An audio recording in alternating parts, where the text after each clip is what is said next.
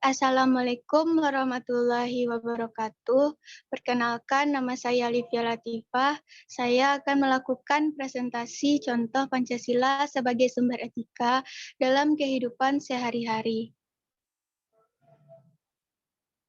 Sebelum itu, kita harus mengerti apa itu pengertian Pancasila, pengertian etika, dan pengertian etika Pancasila. Yang pertama, Pancasila. Pancasila merupakan pilar ideologis negara Indonesia. Nama ini terdiri dari dua kata dari Sanskerta. Panca berarti lima dan sila berarti prinsip atau asas.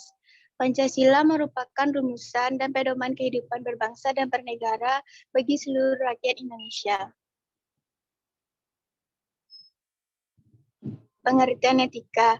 Etika secara umum adalah aturan, norma, kaidah, ataupun tata cara yang bisa digunakan sebagai pedoman atau asas suatu individu dalam melakukan perbuatan dan tingkah laku.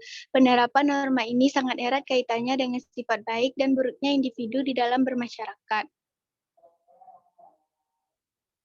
Pengertian etika Pancasila. Etika Pancasila adalah etika yang mendasarkan penilaian baik dan buruk pada nilai-nilai Pancasila, yaitu nilai ketuhanan, kemanusiaan, persatuan, kerakyatan, dan keadilan.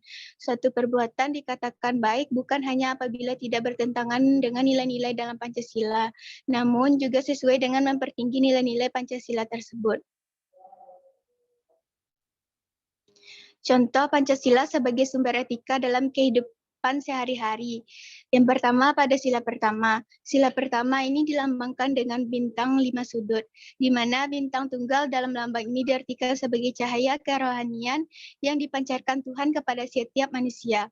Jumlah bintang yang hanya satu atau tunggal ini juga melambangkan keesaan Tuhan. Contoh dalam kehidupan sehari-hari. Yang pertama, mengimani adanya Tuhan yang Maha Esa, serta mematuhi perintah dan menjauhi larangannya. Yang kedua, menerapkan toleransi antar umat beragama. Yang ketiga, tidak melakukan pemaksaan dan menghormati kebebasan beragama. Yang keempat, tidak merendahkan atau mencemooh agama maupun pemeluk agama lain. Yang kedua, pada sila kedua. Sila kedua dalam Pancasila dilambangkan dengan rantai emas dengan latar belakang berwarna merah. Rantai tersebut memiliki mata rantai yang berbentuk segi empat dan lingkaran yang saling berkaitan. Mata rantai segi empat melambangkan laki-laki, sedangkan lingkaran melambangkan perempuan. Simbol ini mengartikan antar kaum yang harus bersatu, bekerja sama sehingga kuat seperti rantai. Contoh dalam kehidupan sehari-hari, yang pertama, mengakui persamaan hak, kewajiban, dan kedudukan semua orang sama di mata hukum, agama, sosial, dan lainnya. Yang kedua, saling mengedepankan sikap toleransi atau tenggang rasa antar masyarakat. Yang ketiga, menjalin pertemanan dengan siapa saja tanpa membeda-bedakan ras, suku, agama, dan lainnya. Yang keempat, berani menyuarakan kebenaran untuk mempertahankan keadilan. Ketiga, pada sila ketiga. Sila ini dilambangkan dengan pohon beringin. Jenis pohon beringin adalah spesies pohon yang kuat, besar, dan berdaun rimbun. Pohon beringin diartikan sebagai tempat berteduh, sekaligus bentuk persatuan masyarakat Indonesia yang sangat beragam. Contoh dalam kehidupan sehari-hari, yang pertama, bangga menggunakan bahasa ibu atau bahasa Indonesia sebagai bahasa pergaulan sehari-hari.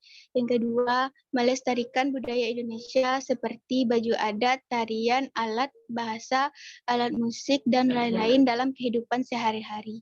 Yang ketiga, membantu keluarga, teman, dan kerabat yang mengalami kesulitan.